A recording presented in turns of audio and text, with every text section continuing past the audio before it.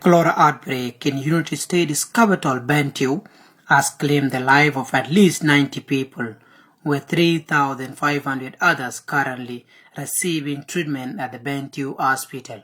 The situation has been exacerbated by dear living conditions in temporary shelters across Rubkona, Bentiu town, and the protection of civilian side, where thousands of displaced people reside. Health officials report that poor hygiene, lack of latrines, and limited access to clean water have created fertile ground for the rapid spread of the waterborne disease, with overcrowding and insufficient sanitation facility in the camp. Implementing effective preventive measures remain a significant challenge.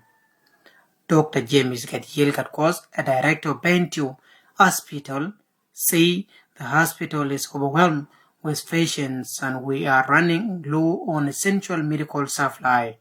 We urgently need support to control the outbreak and save lives. In Bentiu Hospital, we received the first case on 28th of November 2024.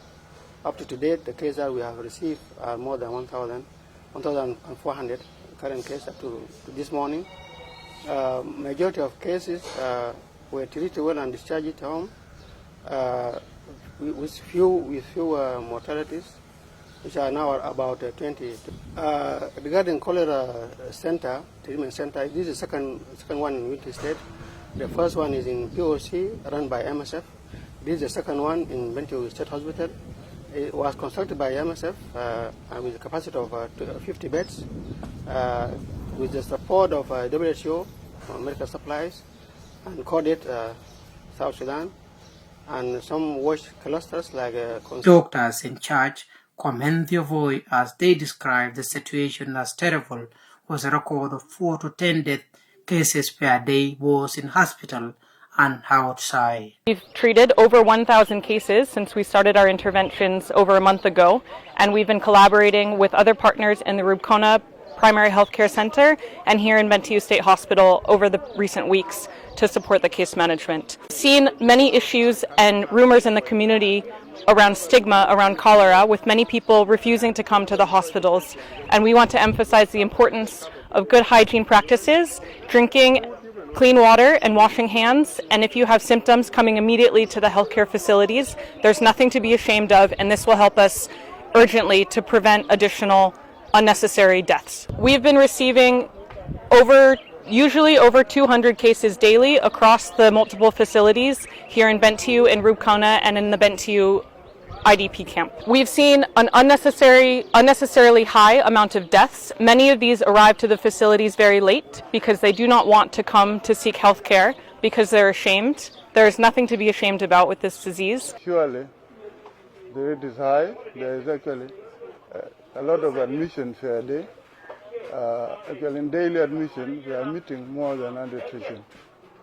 And currently in the ward, in Bentiu CTC, we have over 200 patients admitted with a suspected case of cholera, with some confirmed cases. Dortmund Polkier, United States Director General of the Ministry of Health, said the state government and the health partners are working hard to curb the situation.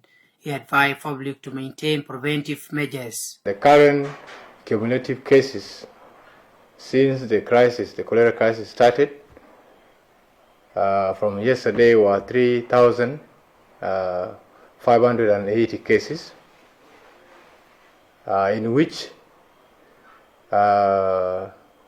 we also received 90 death cases